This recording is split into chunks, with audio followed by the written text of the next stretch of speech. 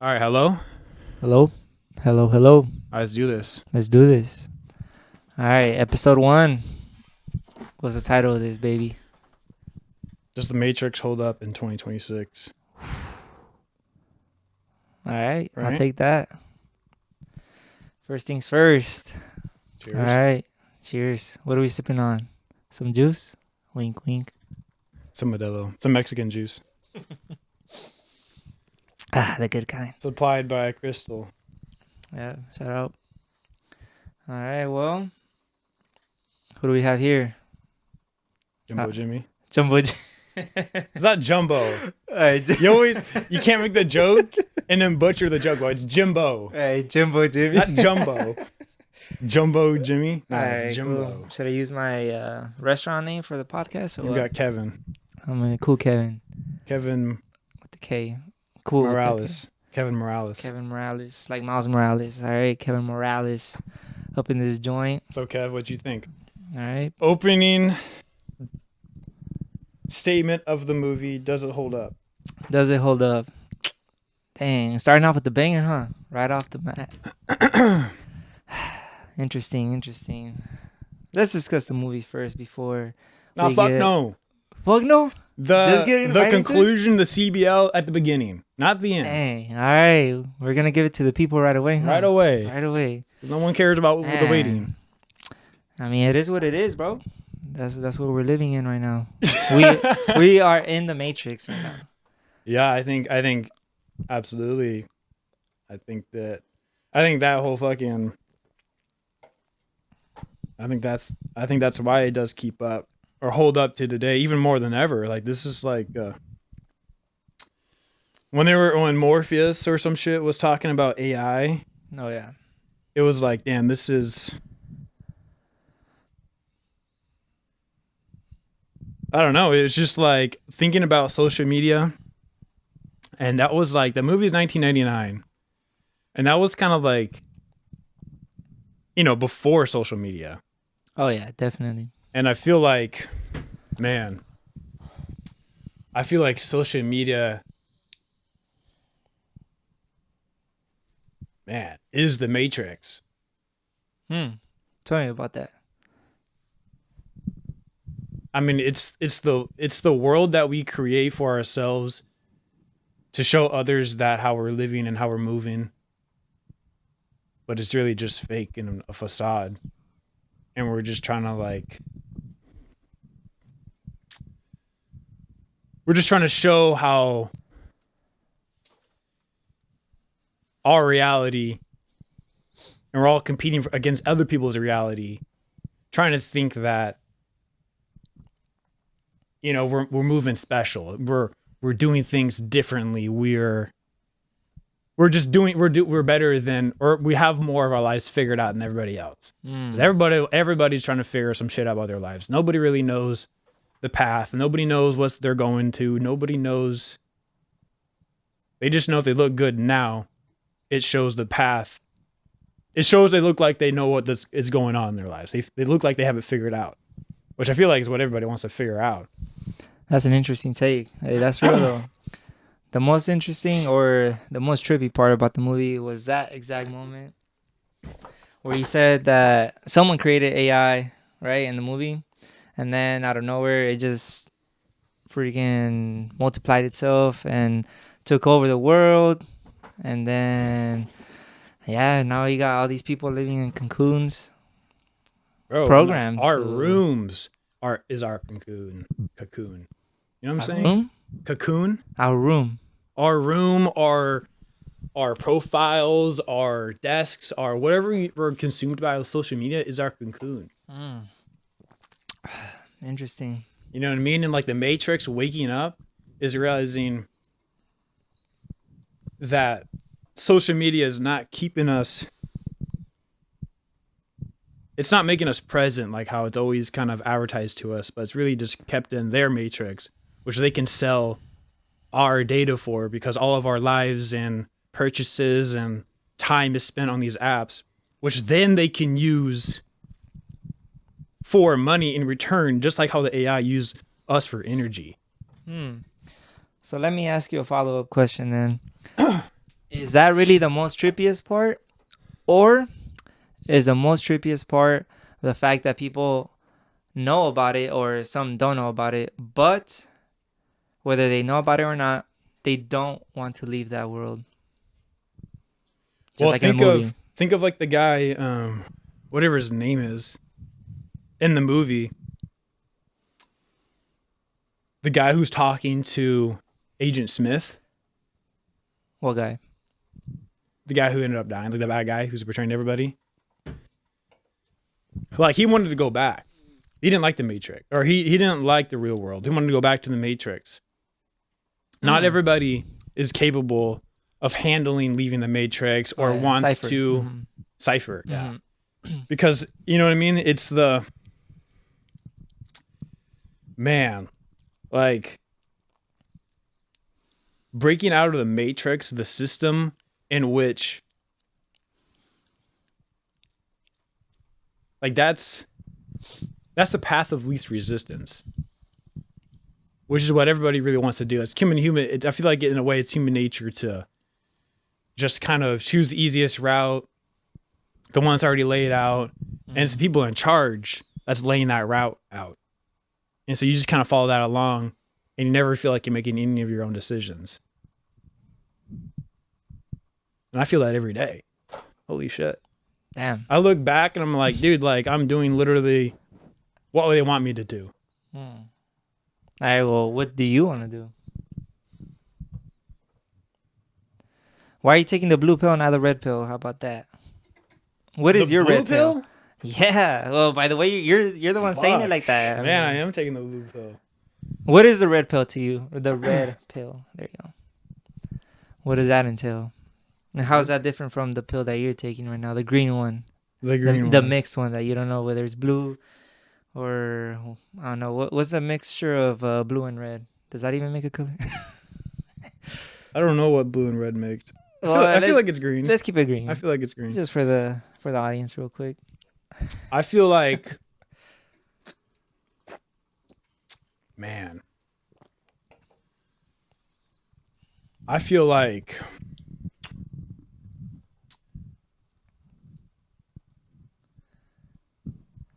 man, I feel like I'm choosing the blue pill every day just because it's like realistically what else, man? Like, yeah, I would love just to do music and shit, but like that means dropping out of grad school or some bullshit to do that, and that's not really like really who am I really proving that to? You know what I mean? Like, yeah, I want to escape the Matrix like anybody else. But if it means dropping out of grad school just to be some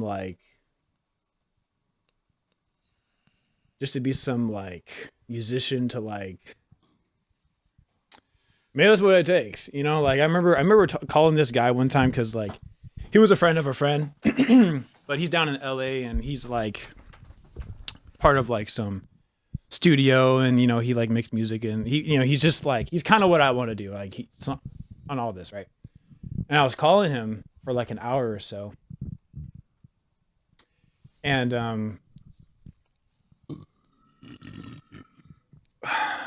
It's that juice. And I was calling him and I was like, oh yeah, I'm in grad school for physical therapy and it's just a lot right now, so I can't really dedicate that much time to music and all that, just want to have time. And he's just like, so is your plan to follow through with that? I'm like, yeah, it's just kind of what I got going on right now. And he's just like, oh, okay, like, this isn't something that like you can just do on the side. Like if you're really about this isn't something that you can do. This isn't just some like side hustle thing. Like if you really want to get into it, it's just like, and that was basically the last time I ever talked to him again. I sent like a few demos to him, but he never responded about anything. And it's like, damn, like he's talking about the music, right? He's just talking about me and like physical therapy and all that. And it's like, I guess I wanted to have two realistic paths where I can do PT and I come home and then do music on the side and then boom, like everything's good. And maybe it is. I'm not even at that point yet, but from what he was saying, it seemed like I had to just like drop everything and just commit my entire life to music. And it's like, I guess that's the blue pill that I'm trying to like finally answer that question is like every day I'm kind of just choosing the blue pill, which is just like follow the route. You see what I'm saying? Follow the route of school and PT and blah blah blah, just like how everything kind of seems like it's been going, and it's like feels like I'm never really making my own decision. Like I don't even know how the fuck I'm here or why I'm here. Never really even thought about it. You know what I mean? The whole application, the whole interview, the just doing the day. I'm only doing it because it's like it's just at my door. It's in front of my face. I have to do it. Like, what am I not going to do it? Are you not? I'm doing it. Mm-hmm. But like, is it? I've ever critically thought that's something I want to do. Mm-hmm. Have you? And not really. It's just right there and I do it because what I'm not gonna not do it. I've never really thought about like, do I really want to fucking be doing this? What else am I gonna be doing? I'm gonna drop out and just live with my parents and I'm gonna be a musician. Fuck no. You know what I'm saying? I guess a lot of it's pride. Mm-hmm. Man, I feel like it all comes down to ego and pride at the end of the day. Is that worse than the Matrix? Wow. Like Kendrick said, man, pride's gonna get you killed, but death's gonna be something like that, right?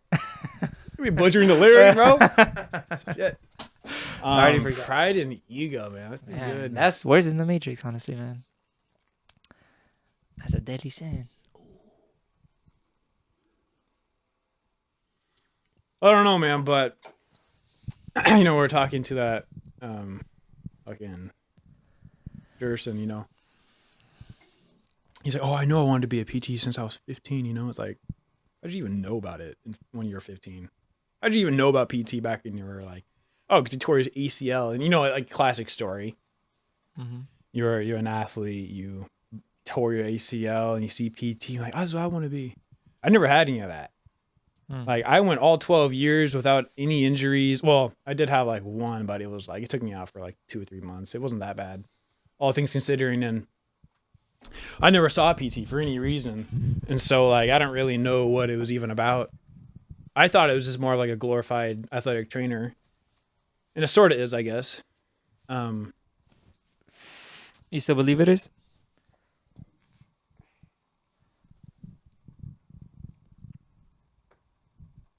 I guess.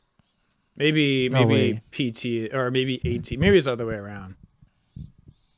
Huh? Like it's just like, man, PT is just not at all what I thought it was. The more like I learn about it, the more it's like, damn, like that's not at all what I thought. Like we were learning last year how it's like we never are diagnosing anything. We're never really fixing the problem. Mm-hmm. We're fixing the symptoms, Mm-hmm. which is like, you know, more important than the issue itself because like, you know, if you tore your ACL, but you're not complaining of any pain or anything, does it really matter? Yep. Not really. Yep. You know? Mm-hmm. And it's like the symptoms are what matters. Mm-hmm. The symptoms is why you even have the surgery, why you have PT. Like the symptoms is kind of the whole reason why you do anything about it. And so like that's kind of changed with whole PT. I thought like PT was straight up like actually fixing your damn ligaments, but you can't do that. Mm-hmm. And it's just like,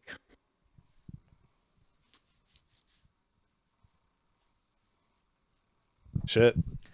All right. Interesting takes. Let's take it back to the movie, though. Oh, yeah. Would the Matrix Why did hold you up? even do PT? Me? Yeah. Man, there's a lot of reasons why I did PT. I'll say PT for me is a red pill rather than the blue pill. I see it as the other side for me personally. But the reasons, so the main reason was my family, was specifically my mom, my brother, and my sister. They were in a car accident. It was a very, very tragic accident, but they got through. They were even like airlifted and everything. It was a whole. Who you said it was? Your mom? Yeah, my mom, my sister, my brother. It was Damn, a all whole, 3 of them? Yeah, all 3 of them. They were going to Shit. school. Well, I was already at school because I had a 0 period. So I was there early in the morning. They were on the way to school. My mom was taking them, and boom, like they got into a car accident. and then they were airlifted and everything. Yeah, it was bad, but I got to see like their whole PT journey. And I was like, damn, like I want to be that guy, you know? Like that guy looks, Damn. he looks legit. I mean, obviously I was in high school during that time, so I didn't really know stuff, but I knew that what he was doing, it was working, and it was pretty impactful for me and my family, especially for me because obviously I wasn't in the accident, but just like seeing him like do his work on my family, it was pretty special. But there was also another PT for my great grandma, rest in peace. But Rest in peace. yeah, but she got home health PT actually. Mm. One of the times we went like my family and I went to go visit her, and she was receiving home health services. So that was like my first. I think that was even before the accident. So that was like my very first like little taste of home health or just PT in general. So that's why I chose to do home health rotation. Mm. But yeah, that was like my very first piece, my very first taste of what maybe physical therapy could look like. Damn, that's sick. Yeah. Yeah, I mean, I feel like that's, even though it's a classic story of like what I was just talking about with like athletes tearing their ACL and they see PT and that changes their whole like outlook of their injury and they ended up doing sports again, you know, like having that like initial trauma, even if it's like, you know, your family that went through that or even just yourself, like there's some connection to PT, which even draws the inspiration, but like I never had any inspiration to do it other than just like back when I was like a junior or senior year in high school. I was just like, my parents asked me and I was just like, I don't fucking know, like PT, I guess, right? I feel like that's pretty sports. That's a sports route. It's not really. I just thought it's sports. You know, I had no like conception of PT really. Like I don't really know what it was about. I just thought it was more sports based, and it was just like a higher degree than an AT, and so it just allowed me to do more with my license. And then literally after that, the next 5 years, I never even gave a thought about it because then I went to college and then I did sports and I just never even like, I never gave it a second thought. And then I was a, you know, junior or like my 4th or 5th year of college. That's when I started to do all the applications and everything because it's like, what else was I supposed to do? So I interviewed because it's like, what else am I supposed to do? Mm-hmm.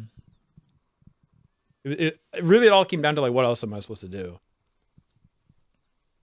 Like, especially with like a pre-clinical exercise science degree, what can you do with that? Other than a personal trainer, which I definitely did not want to be a personal trainer. I guess I kind of am, but in a different way. A personal trainer. It's like a different kind of personal trainer. I don't know, man. A personal trainer? Like they both have fitness goals. Okay. They both have goals, and you're working one-on-one to like reach those goals. It's like very broad, like very general, similar-ish until you like dive into the specifics. And personal trainer is not like, oh yeah, like one is rehab, one is just like just general fitness and like, well, I guess they're both general fitness, but like the means in which they do that is different. But if you took like a huge step back, it's like they follow similar like actions. You know what I mean? You're the guy with the knowledge, you teach exercises, and then boom, they reach their goals. Like in that very simple way, they're similar. Oh yeah, but that's way too simplified, don't you think? But that's what I'm saying though. Like it's either that personal trainer to like a PT. I'd rather just choose a PT because like there's just more growth in that. I guess how I thought about it, and I just like put my head down and doubled down and said, fuck it, like, what am I supposed to do? Like, what else am I supposed to do? And that's my blue pill. Cause like, what else am I supposed to do?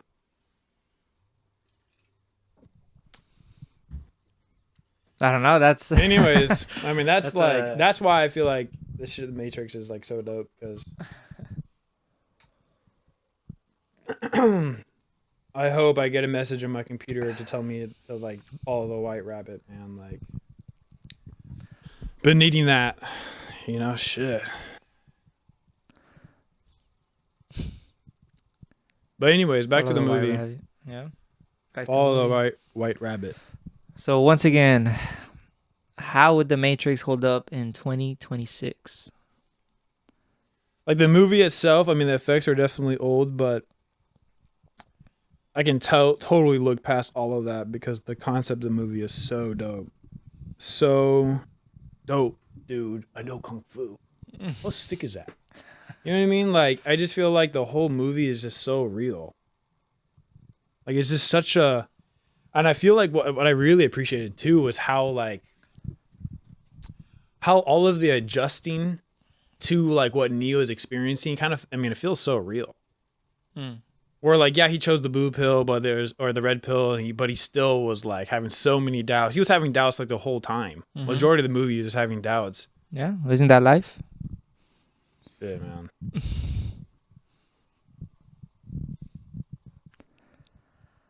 But anyways, keep going. We'll get back to that later.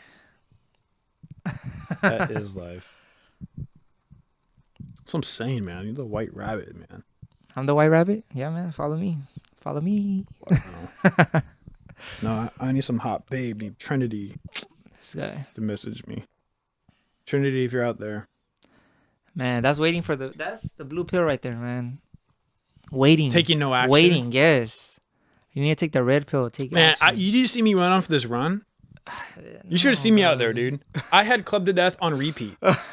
I'm fucking hauling ass, dude, like, in the rain. You know what I'm saying? Like, bro, that was the most inspiring run I think I've ever had in my life. I ran that loop the fastest I've ever ran. Like, I ran that shit hard. I walked, but I still gave What was your pace for when you were running? I did that whole loop in 3 Club to Deaths. There you go. So that's like 22 minutes. minutes or something. 22 What? minutes. You said 3 clubs to death. How long is Dude, that song? the movie is the song is like 7.5 Oh, minutes. damn, right. That was like... And I know where you ran. That shit 12 minutes. 2.5 miles, 3 miles in 10 minutes. No, it's just like 7.5 minutes. Okay. So what is that? A 2.25 mile in like roughly 22 minutes. Yeah. That's probably the fastest I've ever ran that loop. Whatever that split is, like, Nice. It's probably the fastest. And like, there's these 2 kids that I was like running by, or like that I passed, and they were like looking, and I'm like, I'm looking dead ahead. Yeah, you were running like Mr. Smith, huh? Running like Smith, bro. Like just running, eyes forward. Like not even like I've never done that in my life, but like I had a goal, and the goal was that stop sign at that roundabout. You know what I mean? It was just like I saw it a mile ahead, and I was just not looking at anything, just running, listening to Club to Death with drums, bro. Like, oh my gosh, like locked in. And I see these kids in front of me, and man, they were young, like maybe middle school, and like they're looking over the shoulder, and they see me, and they start like they book it. They start running, for like maybe 100 feet, and then they stop and they like look at me as I pass them. You know what I mean? As I'm listening to Club to Death, like I hope I inspired those kids, man. Like, did they catch up? I didn't even look back. I was just looking at that stop sign all the way down the street. You know what I mean? It's like you can't look back. Damn. You know what I mean? That's some real. No, it was inspiring though. Like I love running in the rain, Yeah. especially when you watch a sick ass movie with a sick ass song. With a sick ass person. Wait, what? Ha. Hmm? Hey, yo, what? With a sick ass what? Sick ass person? Or you weren't even there. Dude, I was right there. Talking during the whole movie. Dude, I was that was crazy. I wasn't talking. I was just making noises. I'm like, damn, that's crazy. You're like, how are they not? You're getting up and out of your seat, like, dude, like that's why I can't watch these movies. Right? It's stressing me out. Hey, how you? Alright, talk to me, man. How are you gonna tell me the phone has been ringing? That phone was ringing for like 5 minutes straight. The freaking guy, the bad guy, Mr. Smith, was turning into the homeless man. Yeah. And come on. Like, they had like 10 minutes. And over here, what's her face? What's her name? Trinity. Trinity was trying to tell Neo about, I want to tell you something right now, but I don't want to tell you, but I want to tell you, but I don't want to. Like, just tell him already. Damn. And like 5 minutes go by. If only they saw the homeless man. Man, if only they would have seen my face, then they would have really understood. Go, guys, just go. You could tell him in the freaking. Don't tell him submarine in or the whatever. Matrix. You got Mr. Smith. Yeah. Who knows where? Yeah, you gotta tell him in the submarine, man. It's not that. It's not that. And she didn't even end up saying it. That's a freaking. No, but dude, like that's why Neo came back alive. All right. It's her feel. Because you remember the Oracle? What the Oracle told Trinity? What did she say? Yeah, this guy. Oh, the Oracle. Oracle told Trinity that like you're gonna fall in love with the one. Oh, that's what she said. Yeah, and the Okay. Morpheus's whole thing is that he's gonna find the one. So Trinity is like, when this guy Morpheus finds the one, I found my husband. Morpheus, do your fucking thing. Damn. Boom, finds Neo. You know what I'm saying? And like that's why when Neo was talking to the Oracle, Yes. So you think That's what the the Oracle was playing mind games with that guy? obviously, bro. The fucking Oracle, man. Like she knows everything. Because like she tells you what you needed to hear. Not what you want to hear. Not what you want to hear. Like Neo was having doubts the whole time. So if Oracle was like, yes, you are the one, and he was still doubting, he's gonna doubt the whole time, like, I'm the one, but I don't feel like shit. He needed to find that shit himself. Man. Damn. Isn't that the realest thing? Yeah, that's the ever? realest fucking thing ever. Like, you gotta find yourself, man, and whatever that means. I feel like that's how you beat the Matrix. that is how exactly. Even right now. That is exactly. What a good fucking perspective, bro. That's everything. We could tie it back. How you break out of the Matrix. That's like how we tie it Finding back to yourself. what you're saying about all the social media, all this and that. Yeah. Like everybody is gonna tell you what you want to hear, but who's really the one that's gonna tell you? Who's the white rabbit that's gonna tell you what you need to hear? Who's gonna be that oracle? Either God or you. Probably God. Me too, man. Nah, I feel like the Oracle is something greater. The Oracle Yeah. is like, it's not just like fucking you across my room. Like, Or maybe. Oracle, anyways, the Oracle yeah. is something greater. It is. And it whatever is, it that is. greater is, either God or just like, or whatever purpose that you find yourself in, like finding, man, that's how you escape the Matrix. That's such a good reflection. Like it's finding and believing in yourself for something. Like Neo was having doubts about his whole life the whole time. He knew something was off. Like, this can't be it. This can't be all there is in my life. Yep. It can't be that easy to pull the You know what I plug on mean? Morpheus, right? And that's, Yeah. man, dude, like that's what I've been saying to myself this whole time. Like, man, that's crazy. Like, what point do you find yourself? What point do you find yourself? At what point do you know that you found yourself? Do you ever find yourself? I think that's I life right there. I gotta go man. piss. All right, we'll take a quick break. What? Yes, sir. Man, that's just such a. That's the coolest way to think about it. Because I feel like, at least me right now, post breakup, you know what I'm saying? Okay. And I feel like anybody. Talk to him. Talk to him. Jimbo Jimmy. I feel Let him know. I feel like it's a very classic. Even though that was like my first relationship, I feel like it's a classic, common thing that anybody, men and women, fall into, where it's like your purpose is the other person. You know what I mean? You kind of lose yourself. Say, speak on that. And so like, Enlighten me. in a way you lose yourself because your whole purpose is to like, it's for the other person. You know what I'm saying? Where maybe down the road you lose yourself and whatever that means. Like, and then at some point, if that person leaves, like, what are you worth? Because if your whole life is based off this person and they leave, what do you got? What do you got? What do you got to show for? What's gonna push you? What's gonna drive you? If your whole life is dedicated and your whole like, I'm not saying like you shouldn't just like have some deep relationship with somebody. Obviously that's good, but losing yourself in that relationship is different than growing in that relationship. Whoa. You see what I'm saying? You said losing yourself in that relationship is different from growing? Because growing, both of you growing is different than you just being like, I'll do anything to be with you. And that's losing. That's losing yourself.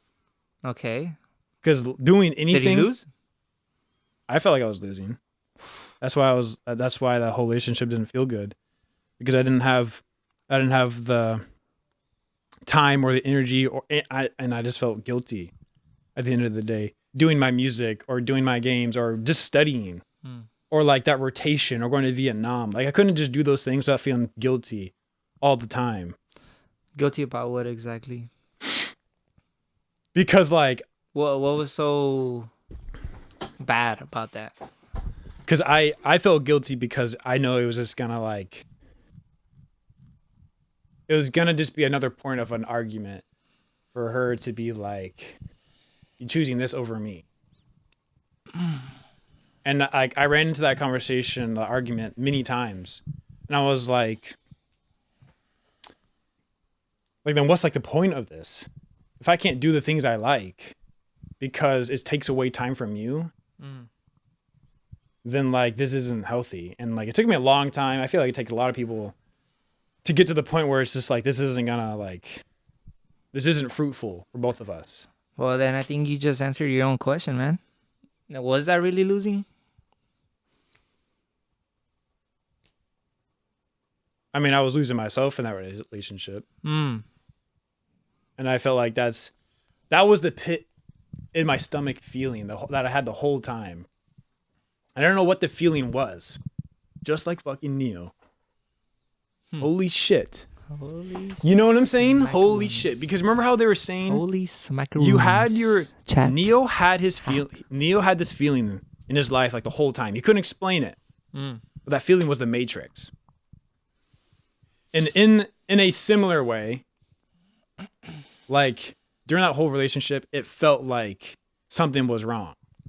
Couldn't explain it. I don't know what it really meant. I guess I brought it up to her a couple times. Maybe not enough times. But something just didn't feel right the whole time. And it was just like, it kind of just came to a boiling point where it's just like,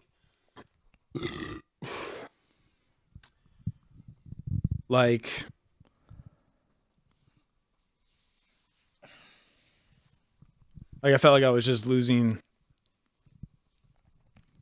the things that were important to me just to like, I guess, please her. You know what I'm saying? Because like she wanted all this effort, you know what I mean? I feel like we all want effort for the other we all want to give and receive effort. I mean, that's like special in a relationship, but it wasn't like a genuine effort. I did these things because so she wouldn't get mad type shit. Ooh. You know what I'm saying? And it just got to a point where it's just like, I really just wasn't happy. Yeah. And then now, you chose a red pill. on the first times in my life. That's all it takes. You know what I'm saying? There you go. Shit. gotta drink on that, but but I mean, it's been like 3 months, but as hard as it kind of has been, more so recently than in between, that run, man, that felt good. Like when I was running, Mm-hmm. when I was just running toward that stop sign, it was like a mile out. I saw it way far and I didn't look anywhere else. I wasn't focusing on anything. I wasn't focusing on my breathing, my form, nothing, just that stop sign. And like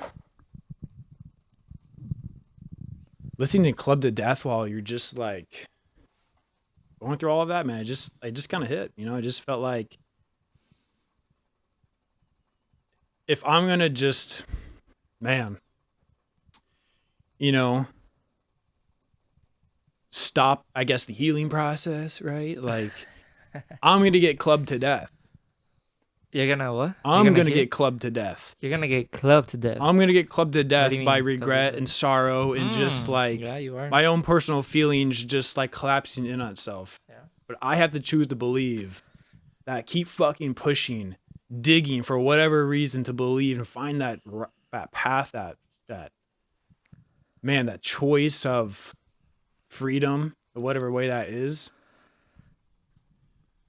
I feel like that's why,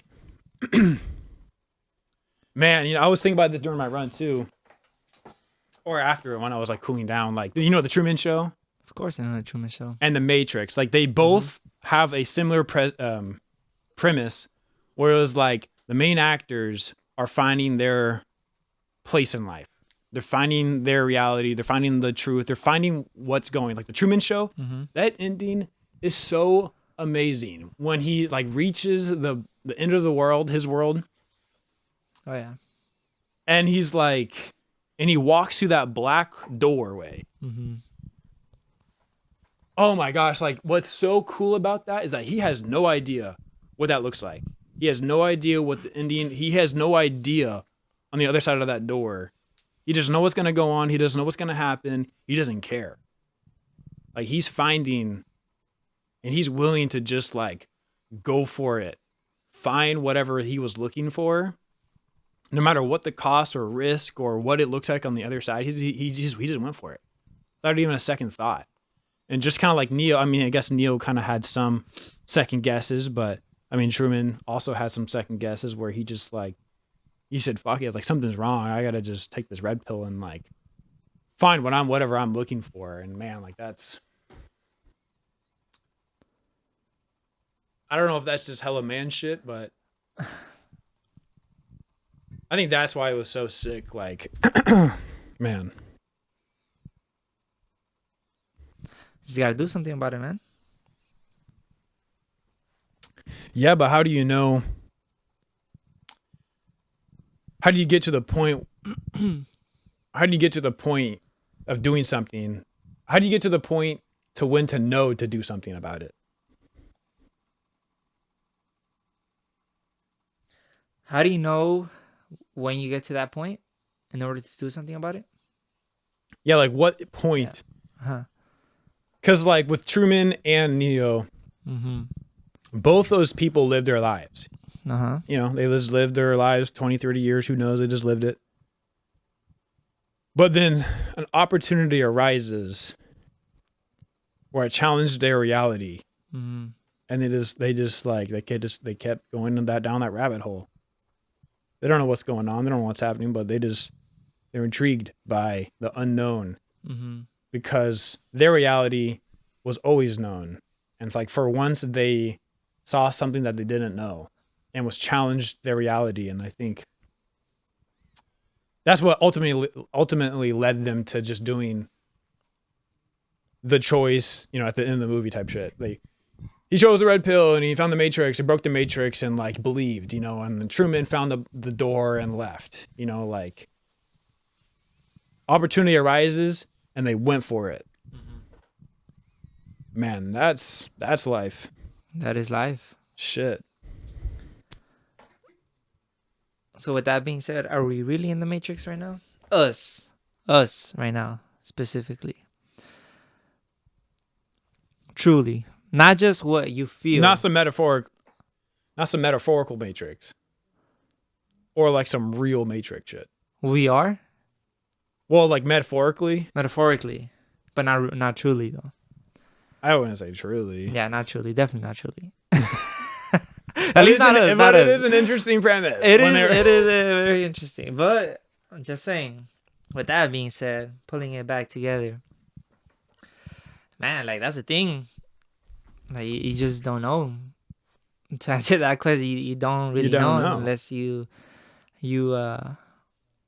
dig in and you go through it. That's when you really know.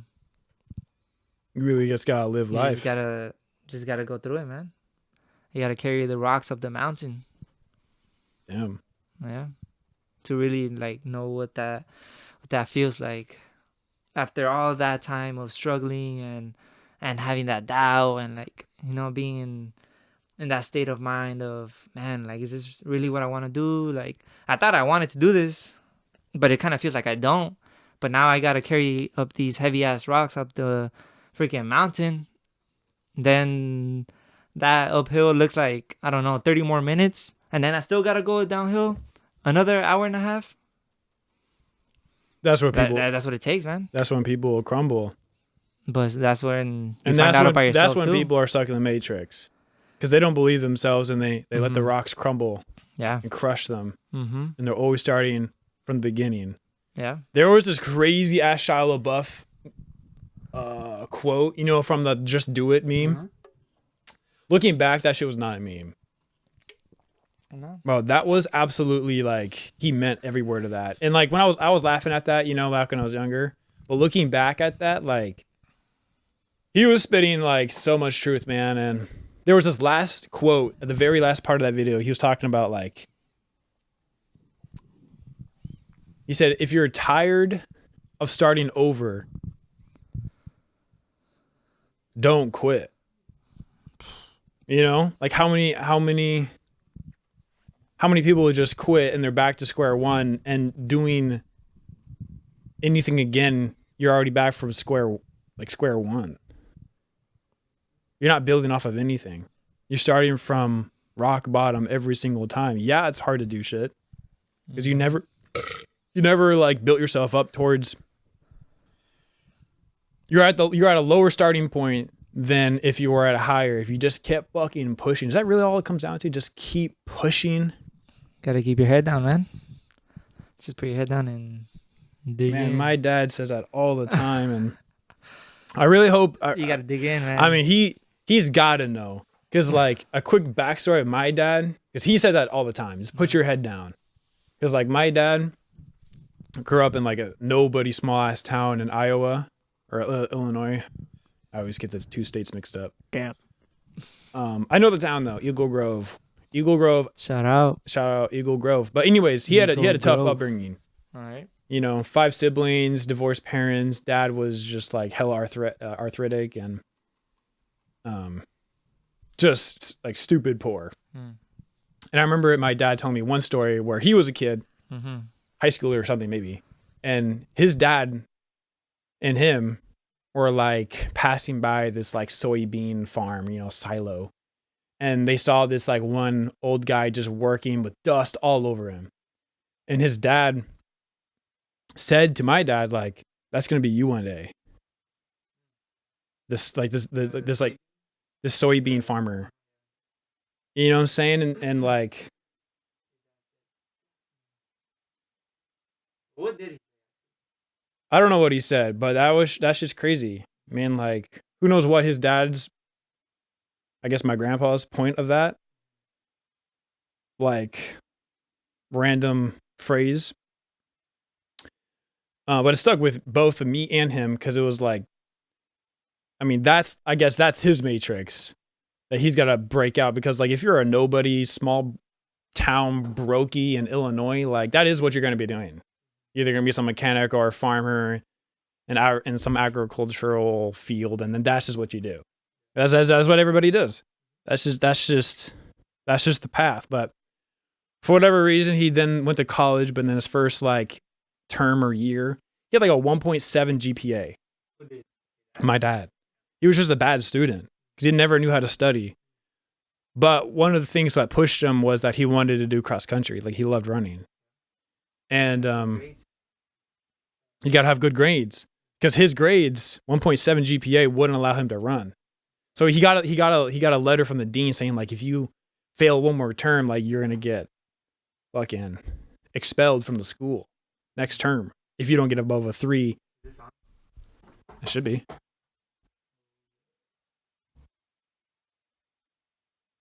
Say something.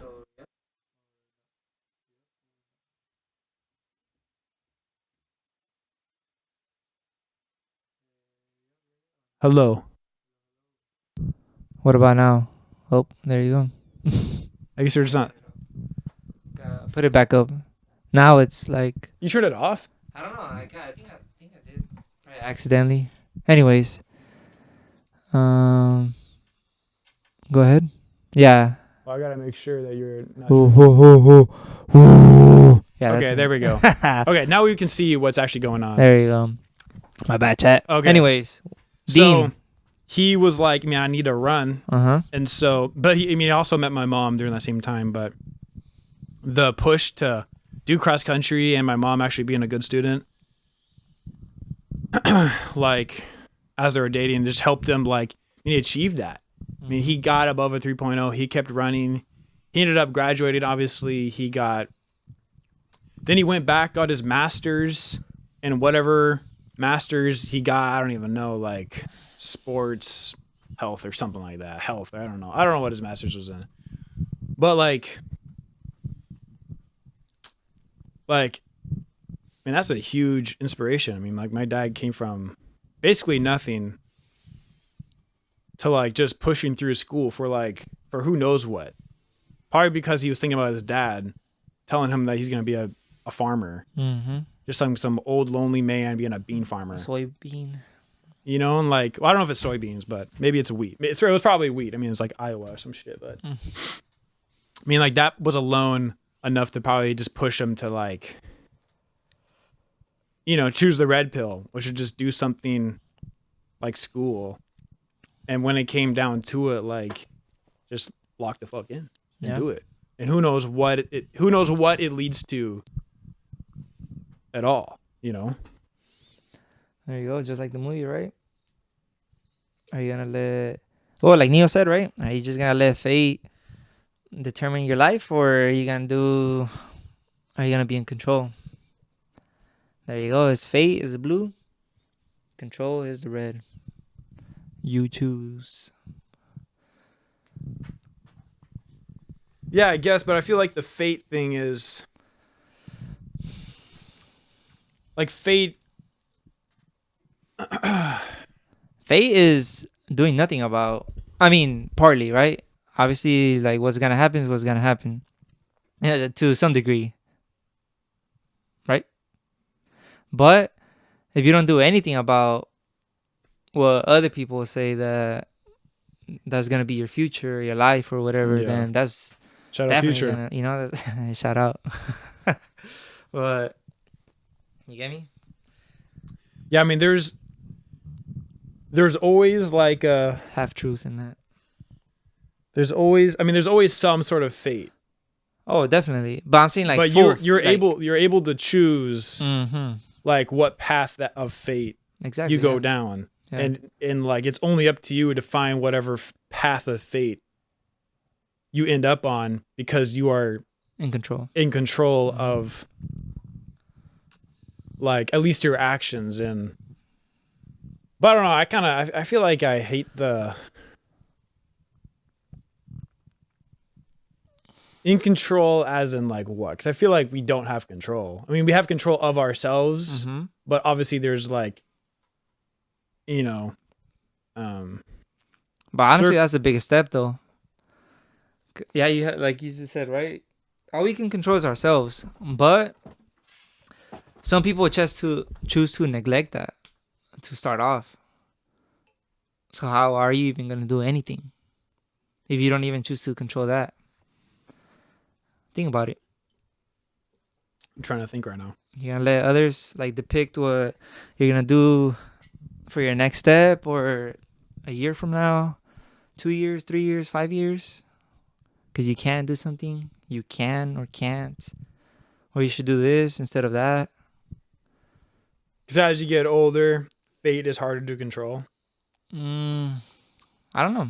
Like choosing to do something against the grain is harder because you have done it less, you're exposed to it less, you're exposed less to, is that what you're trying to say? Like you have less. I'm not saying like the exposure. I'm saying more of you controlling your mental and like what you want to hear and what you want to take away from what other people tell you. That's what I'm saying. It's like you choosing what you want to do. Like, are you just gonna shut off your inner ear, your inner self, and just go ahead and listen to others? You get me? That's what I'm saying. Now, I'm not saying just because you get older. I mean, maybe that's part of it. Maybe that's part of it. I'm trying to get at it. Like, I guess I'm trying to build off of that. Like, if you spend less time because, doing something different because it's going to better your life is obviously tough.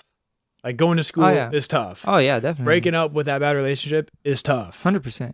And the more you just kind of give in because you're comfortable, I mean, I feel like it's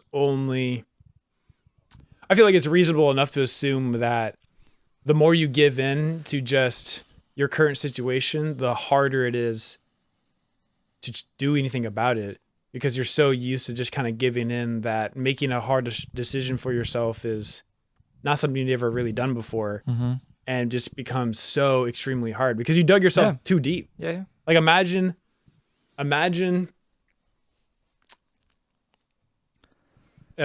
like, you're just with the wrong person and you ended up having a whole family and everything, and you have a house and a job and everything. And it's just like, and you're living like, and you're like Neo the whole time, something's off. And you kind of just kept you just kind of keep dealing with it. And it's like, you had every opportunity to not be there. Okay. But yet you are.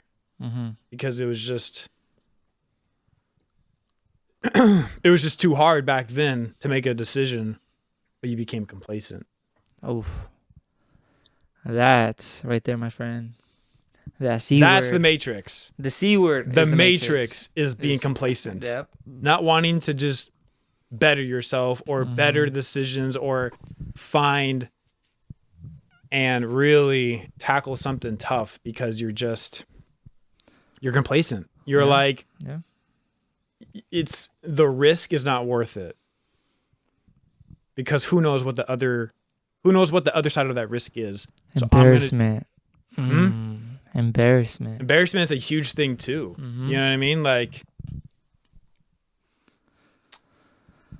man, I don't know if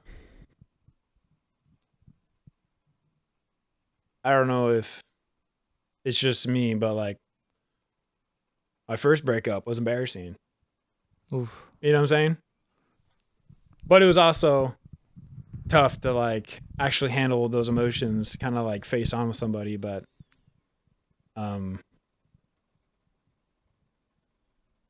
I just felt like, you kind of just I got to the point where I was like, fuck it, like I can't handle this anymore. I have to I can't just settle on this. As hard it is now, like you just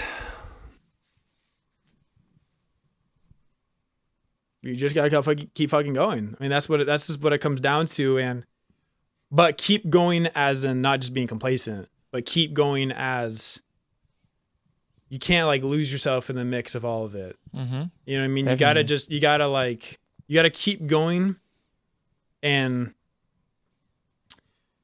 I don't want to say distractions, but I guess it is distractions. And I guess, man, I don't know. It hurts to say that a bad relationship is a distraction, because how would you really know?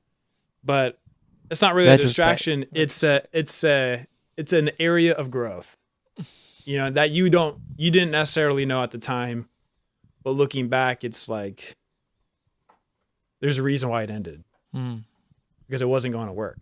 Yeah. You know what I mean? And whatever way it ended, it wasn't going to work from the start. You know what I mean? And if you are changing yourself to like make it work, that's not healthy.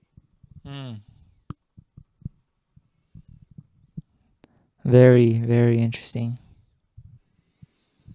With that, we'll leave the chat to dwell on this while we take a quick break. Gotta refresh ourselves. My mouth is getting dry. This guy. All right. All right, we're back. We're back. What was that thing about embarrassing, huh? Why so? Was it because of the losing yourself piece that you were talking about? What was embarrassing?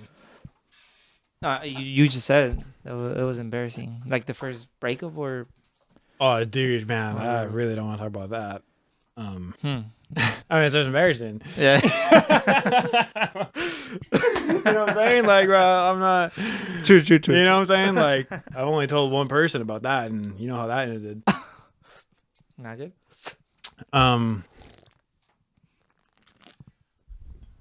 But I saw this video that was talking about embarrassment and like how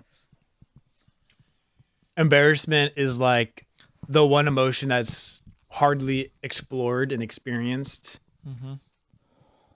But there's so much behind it once you get past it and like come to terms of what it is and what it means, and getting past embarrassment, how much it can like give you, and like not give you, but how much you can find past being embarrassed. You know, like, dude, like when it comes to like approaching that girl, I mean, that's embarrassing. You're nervous and everything. You're like stuttering all the fucking time. You're like, what am I even gonna say? You're just hella embarrassed and you're nervous and everything. And it's like, and she's around her friends. Like, hell no, you're not gonna say anything. You know what I'm saying? Like, that's embarrassing. Everything, it all comes down to embarrassment. But imagine you push past that. Second, let me get this. What if? What if? What if? What if? And like my dad is for sure a guy that does not feel embarrassment or get secondhand cringe. Like, he is not anybody that gets embarrassed. Like, he'll just say kind of some like crazy shit. That's like, damn, like, did you even read the room about that? He doesn't go fuck.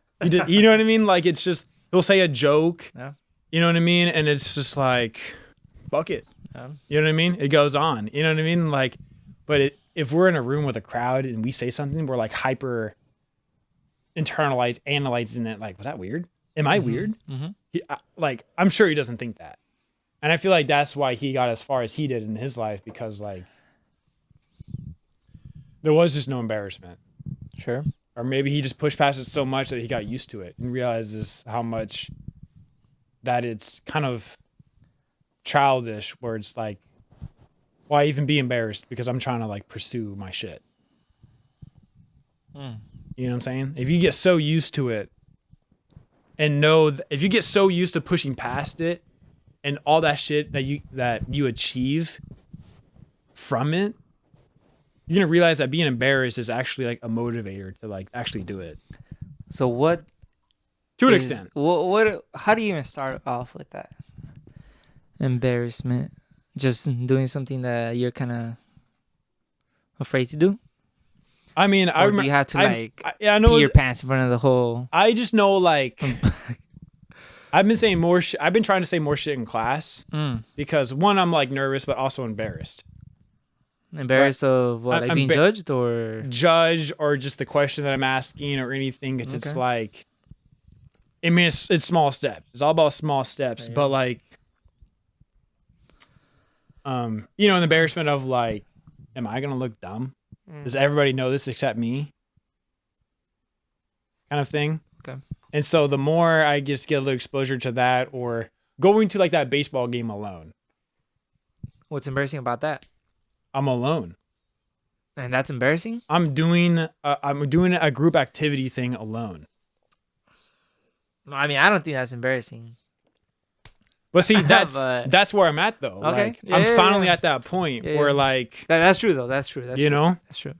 because like, or I'm going down to what is it? That track meet the other day, and seeing all these old people that obviously knew about me and what's their face. You know what I'm saying? Like, I'm sure they all know what happened. They have to know. You know what I'm saying? Like, it's a small world out there, and all those people are still down there. You know what I'm saying? And like, so they all like, they have to know. And so I'm there kind of just alone. You know, I drove down there alone, talked to the people I wanted to talk to, you know, some of my old teammates and coaches. It was good. But I would have never done that before. You know, and I think that's a part of the personal growth journey that I think I'm on, where it's like, I guess the hope is that I want to be more comfortable with myself so that I can put myself by myself in these situations and just be like, this is just how it is. I'm not going to be stressing about it, because really no one should care that I'm at this baseball game alone. Yeah. I had my AirPods in. What were you listening to? I was listening to Future during this At a game. baseball game? At a Hillsboro Hops game? It was pretty sick, dude. I'm not gonna lie. Like, I listened to a lot of Future. It was like, While watching some baseball? it was good. You know what I mean? Like, Yeah. when I heard the crack of the ball, holy shit! And I put it back in. And I was just like, it was cool. It was like, it could have been more fun with people, but I'd rather be there alone than a group of people that I'm not really that cool with, because I would have felt just as alone, if not even more alone, because I would just feel more ostracized because I'm not actually part of that group. I just happen to be with that group. You see what I'm saying? Okay. And so being alone there was just more of like a, damn, my mom's calling me. Shit. She'll understand. Hey, I'm trying to be alone these days. You know what I'm saying? It's called personal growth, man. I'm trying to be alone. My mom just doesn't get it yet. You know? BRB, mom. BRB, mom. Nah, she's cool. All right, cool. But yeah, man. Just solo journeying. I'm glad I did it. You know what I mean? Just to tell myself, in that club I went to, kind of by myself. I went with my friend, but I was mainly alone. Like, I wasn't like hovering him the whole time. I was just kind of like the same spot, and that's I guess, all circling back to the whole point of this conversation is like the embarrassment. Because before, there's no way I would go to a baseball game, sit between two random groups of people, and just be sandwiched in as this random guy. Yeah. Like, I wouldn't do that before. Like, I definitely, like, I know myself to know I wouldn't have done that. Yeah. But I'm at the point where it's like, I wanted to, girlfriend or not, friend or not, I'm just going to. And at least I'm glad, at least I'm capable of that enough. You know what I'm saying? There you go. That's that red pill. Oh yeah. That's all it takes, man. Shout out, man. Yeah, I guess that is taking the red pill. That's all it takes. It just takes one or two tries, and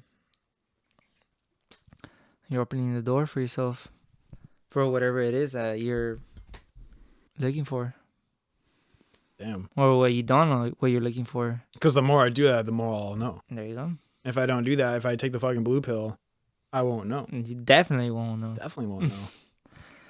John Gretzky or Wayne Gretzky, you miss 100% of the shots you don't take. Who said that? Is that from lecture? Shout out. I do remember the Dr. B though. I do remember the name. Dude, have you seen The Office or no? Michael Yeah, I've seen Scott quotes that quote, the Wayne Gretzky quote. Wayne Gretzky? Is he Yeah. a basketball player? Basketball, bro, no. Who's Wayne Gretzky? I think that's his name, right? Wayne Gretzky. I gotta Google this guy. Hockey. He's like, isn't he like the all-time I don't know shit about hockey. Scorer. Wayne Gretzky. I don't know anything about hockey, but I don't know either, but like Canadian. Yeah. Shout out.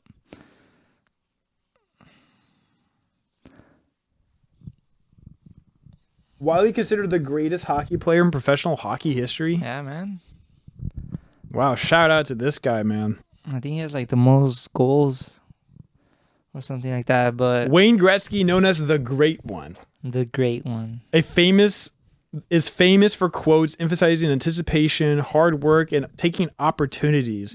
His iconic quote is, "You miss 100% of the shots you don't take." Man, yeah, he made that shit. That's him. That is like the most monumental, most life-changing quote ever. You don't know, man. What's the worst thing that could happen? Embarrassment? Exactly. Having someone tell you Holy no? shit, exactly. Having someone tell you no? That's exactly. Life moves on, my boy. That's exactly it, man. Life moves on. You miss 100% of the shots you don't take. You don't take them because you were embarrassed. Huh? But if you're just shooting that shit, at least you figured out what would happen. What's the worst that could happen? No. And if you hit her up and she says whatever, man, at least you shot that shit because maybe, right? Maybe. Like I went down to that track meet because she was gonna be there. Remember that one? I don't say no names, but you remember that other? Remember the other? You know what I'm saying? Yeah. Because she was gonna be there. Okay. And I was like, fuck it. You know, I'm like, I'm also gonna see all my old teammates and coaches, and she's gonna be there again. Because I hit her up, right? And I was and she was like, oh yeah, I'm gonna be down here. You should come. I'm like, okay. Is that how she talks? I'm kidding. Pretty much. That's pretty much how it is. Anyways. Well, I went down there. All right. And then like and like the moment I pull up, I see her, but then this dude standing next to her. Ooh. And I like figured, obviously I finally put 2 to 2 together. Probably the quickest in my life. And I was like, okay, that's boyfriend. You know what? And like I generally felt like, all right, at least I know. At least you know. At least I came down and know rather than pondered the whole time. Because the same time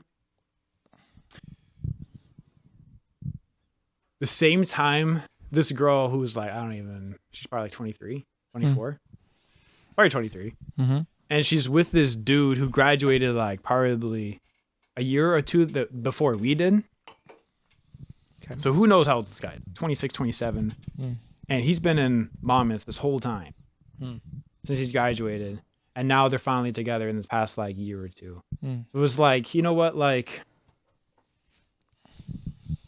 I'm not even missing out on anything if these people are just gonna like stick around this whole time and not reach for something greater. Complacency, you mean? Complacency? Oof. Yeah. I mean, they're both. I'm sure everybody has potential to do something great in their lives. At any point in time, there's that potential is always there. Sure. But it does shrink because it becomes harder it becomes harder to surpass that threshold of the change that you want. Because when you're young, you're ambitious, but the more that you get older, the more of the weight of the world just bears down on you. When you're 30, 35, I can't even imagine like how much you just want to say like, fuck it, like this is just my life. Because doing anything hard like grad school or college, like, bro, I'm sure that's so hard to make that change because you've already done 10 years of doing who knows what the fuck else. Being complacent, maybe. The habits too, yeah. Yeah. So you get to when you're like, I feel like when you're 30, 35, like making huge life-changing decisions is even harder depending on what you do beforehand. You know, if you just work some fucking McDonald's from 20 to like 35, I'm sure that's pretty hard to like to find a reason to like actually commit to some shit like grad school or whatever else is in life. And like, but I saw those two together and it's like, you know what? I'm not missing out on what I thought I was going to miss out. There you go. You know what I mean? You gotta knock those doors down. You gotta knock those doors down. Knock them down. And it was like, I saw them together and it was like, shout out them. Godspeed. Hope they fucking kill it in life. Damn. But I found out what I wanted to see and I'm not tripping about it because, you know, I guess that's not her being with him in a way is like shows me enough character where it's like that's not really worth. Even if she was single, you know what I'm saying? It wouldn't be worth all the effort because our goals and aspirations are different. Sure. You know what I'm saying? Sure. I feel like what do I feel like? Jumbo needs to think. Yeah, I think Jimbo. Like Cool Kevin over here. Cool Kevin over here. Cool Kevin. Yeah. I mean, I don't know. For this first episode, at least, Cool Kevin. But what about Jimbo. man? Shit about what about you, man? Like, like this guy's damn near married, bro. Who gives a fuck about what I'm thinking right now? Like, Says you, man. You gotta knock these doors down.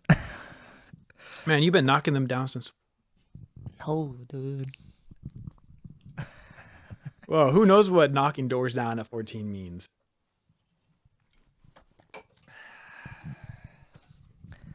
You just, you gotta know what you want. Damn. You gotta know what you want. Because back when I was 14, 2015, I was like 8th grade. 8th grade? Bro, I was making YouTube videos like on the daily. Like, I love that shit. At 14, man, you just gotta know. Ball is life. Ball is life. But yeah, I was making. Damn. Even from that age, you just. I knew it. You knew it. I gotta go play college ball or something. I gotta make it. Gotta get out of here to do what I want to do. Yeah, I do. I do, and I did, and I will. So I don't even think. I mean, I like obviously dreamt of it, maybe when I was 14, but it was like the last of my concerns. Like I wanted to hit like 1,000 subs, 5,000 subscribers, 10,000. That was my big goal in life. That was your big goal in life, yeah. I wanted to make it, man. I wanted to be a YouTuber. Like that shit sounded so sick. Like, man, I did make it to 1,000. 1,000? I made it to 1,000 subscribers. What was the channel? Jimbo Jimmy Gaming. Shout out Jimbo Jimmy Gaming. Shout out Jimbo Jimmy. But then it switched to Rakelin. Rakelin. Not too late. But it was mostly Jimbo Jimmy that got me. Yeah. Where go ahead and follow Rakelin. Because like, man, the channel was really dead. Like I was really getting like 50 views per video. I really just wanted 1,000 subs. Got a screenshot. But it dropped down to like 850 right now. For Rakelin? Rakelin YouTube channel, but like obviously nobody watches it. It's other just me and my friends, but I mean that was really my goal up until like freshman year of high school. And then when I got to high school, my goal per year was like at least go out to a dance. When? Like a high school dance. High school? Each year. So I did go each year. Nice. So like there did was you dance? Hmm? Did he dance? Or did he just go for the refreshments? Well, no, like actually asking a girl. Oh. Like having nice. a date. Oh. So all 4 years he had a... I had a date all 4 years. Nice. It was the same girl for freshman and sophomore. But then different for... Was it a friend? A friend? No, it's someone I kind of knew roughly from class, and I just like... I didn't know who else to ask. Well, actually, the freshman year was kind of tough because there was like we had a dance called Spring Fling, and I had a track meet that same day. Oregon thing. Oregon things. I had a track meet that same day, and for whatever reason, my dad, who was my coach, decided me to like do the 300 hurdles, which is like the last event of the day, and so like I do this event. I hate it because it's so long. And then I drive, and it's in Hood River. So I had to drive like 30 minutes. I'm like hella late to this dance. Like it's over. Your sophomore year? No, my freshman year. The dance is essentially over. Everyone's mostly gone. And I'm like texting her, like, I'm so sorry, but like this, I'm like just leaving, And I show up and she's still there. All right. Shout And out. then we went and got ice cream at Sherry's and everything, and it was like it was a date enough. You kind of made up for it. It made up for it. You know what I mean? Like Was she kind of sad? I don't know. Well, But- she didn't show it at least. I don't even remember. Oh, okay. That was just such a long time ago. And Mm-hmm. but and then my sophomore year I went with her again because I don't know what else who to go with, but I don't know what homecoming. Oh, dude. Oh, it was like a theme. Man, throwback, huh? It was like a theme or something, and she wanted to make a costume. It was like I don't even know. It was like a costume theme, and she wanted to go as like For homecoming? a queen and a king of cards.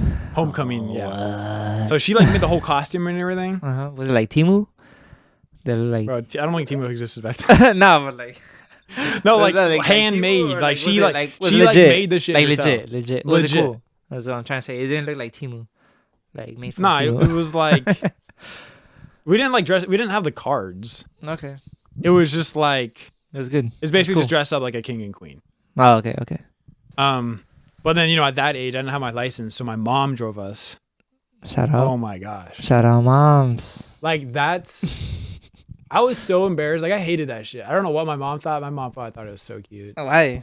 What Because I hated it. What do you mean? Well, what's wrong with that? What was she saying? Bro, or I'm like what? 15, 16. Obviously, Man. I'm going to hate that. Ah, Got my date in the back of the car. My mom's driving up to Mom. Dairy Queen. mom. You know what I'm saying? Dairy Queen. And so we got to Dairy Queen. I took off all my costumes. And she's like, "Are you serious? Like, I'm going to go in like this alone?" I'm like, "Yeah." Wait, who? So- To who? To your mom? No, Oh. my date was saying that to me. Because I took off all my whole Wait, costume. why? Because you're embarrassed. Because I was embarrassed. Uh, I took off my whole costume. She was like, "Are you serious? Like, I'm going to just be dressed like this alone?" And I'm like, "It's too hard for me." So we went to Dairy Queen, got our ice cream, and I'm looking normal, but she's Yeah. like like a dressed queen. to the nines Yeah. of like her costume that she made. And I mean, I can't even remember if we actually danced or not. I'm sure we did. Mm. But what would that even look like back in high school? I don't know. What's your Dairy Queen order? Dilly bar? I don't know what that is, but some Dairy Queen, some DQ right now sounds pretty darn good. Dilly bars are good. So it's just like a me just show you. paleta, dame paleta, like a fucking. Bro, I'm not going to know any Mexican ice cream. Nah, it's a song. Cherry Dairy Queen Dilly bar. This. Let me play it for the chat real quick. These are classic. Yeah, this. Oh, so it's like a ice cream. It's just an like ice a cream bar. Like ice an cream bar with like a hard shell. Cherry hard shell. I would always get that. I probably got that and then a Blizzard, but nice. but that was like probably oh dude, and then my senior year, I went to winter formal with this like foreign exchange girl. This song. Here you go, chat. Anyways, go ahead. Formal. I barely even listened to it. That's all you gotta hear, man. Oh, okay. Like, you wanna hear some techno? That was Mexican techno? Yeah. Damn. Jungle Beats, holla at me. Jungle Beats. What do you know about that? Alright, we'll get to that though, but